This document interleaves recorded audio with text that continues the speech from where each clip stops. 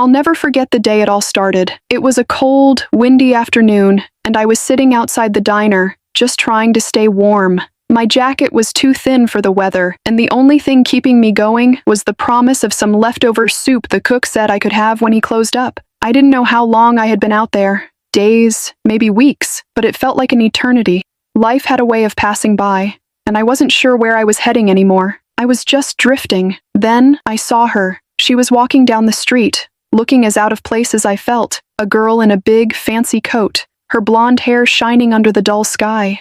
She was staring at her phone, her steps quick and determined, like she had somewhere important to be. But in a blink of an eye, she tripped over a cracked sidewalk, and before she could catch herself, she was falling straight toward the road. Instinct kicked in. Without thinking, I lunged forward, reaching out just in time to grab her arm. I pulled her back, both of us stumbling a few steps before I managed to steady us. She gasped, wide-eyed, looking at me like I was a stranger from another world, because I probably was. My clothes were ragged, and my face hadn't seen a razor in weeks. I didn't belong in her world. "Are you okay?" I asked, my voice rough. Her lips parted as if she wanted to say something, but then she just nodded. "Yeah, I think so.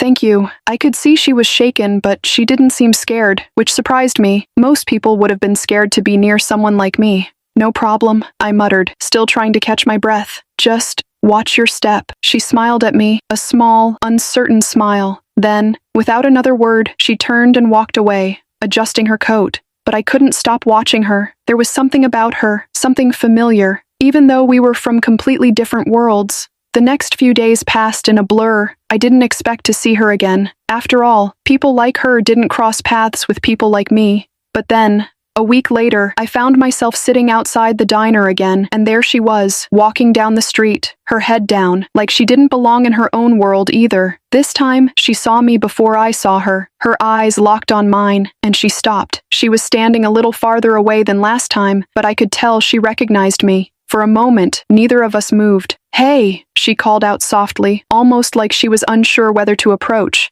"It's you." I blinked, confused. "Yeah, it's me. She smiled, her eyes warmer this time. "I've been thinking about that day, how you saved me." I shrugged, not really knowing what to say. "It was nothing." But she shook her head. "It wasn't nothing. You didn't have to do that." She paused, like she was trying to put her thoughts together. "I don't know what I would have done if you weren't there." I didn't say anything, just nodded. I could feel my heart racing. I never expected her to care. In my life, I was used to people walking past, ignoring me, like I was invisible, but she wasn't doing that. She was seeing me. "I'm Emma," she said suddenly, as if it had just occurred to her to introduce herself. "I'm Jack," I replied, not sure if I should be telling her my name, but then again it wasn't like I had much to hide.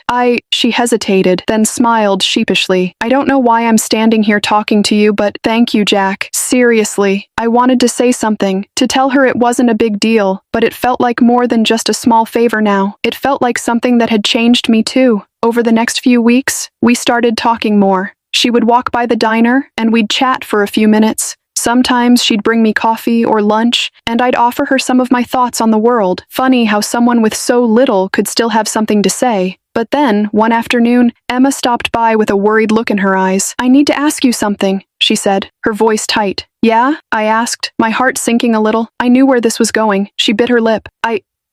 I told my parents about you, about what happened that day, and they want to meet you." I froze. "What?"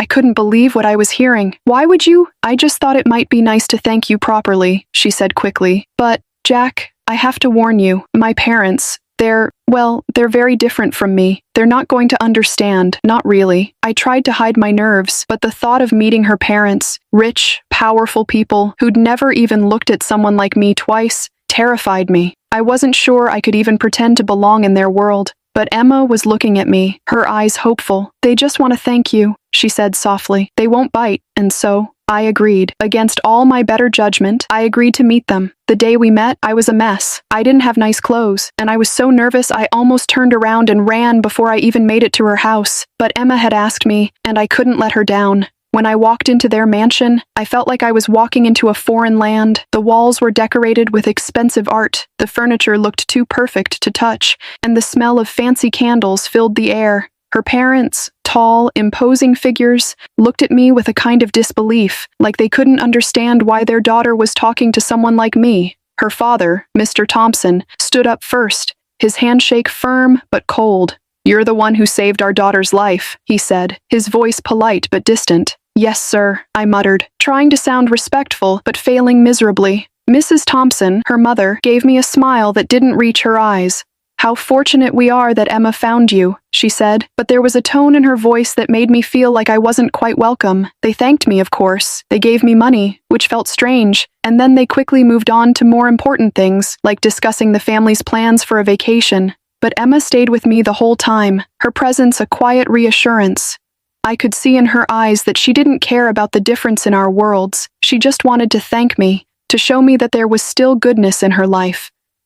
When we left, she looked at me, her eyes sad. "I'm sorry if that was weird," she said. I just shook my head. "You don't have to apologize," I said. "I'm just not used to that kind of world." She smiled softly. "Me neither." As we walked away from the mansion, I realized something. No matter how different our lives were, Emma had given me something that I'd been missing for so long: human connection. She saw me for who I was, not for where I lived or what I wore. Maybe I wasn't invisible after all. Maybe, just maybe, there was a place for people like me in the world, even in the strangest of circumstances. Let us know in the comments, and thank you for watching. Be sure to like and subscribe for more powerful stories of hope and bravery.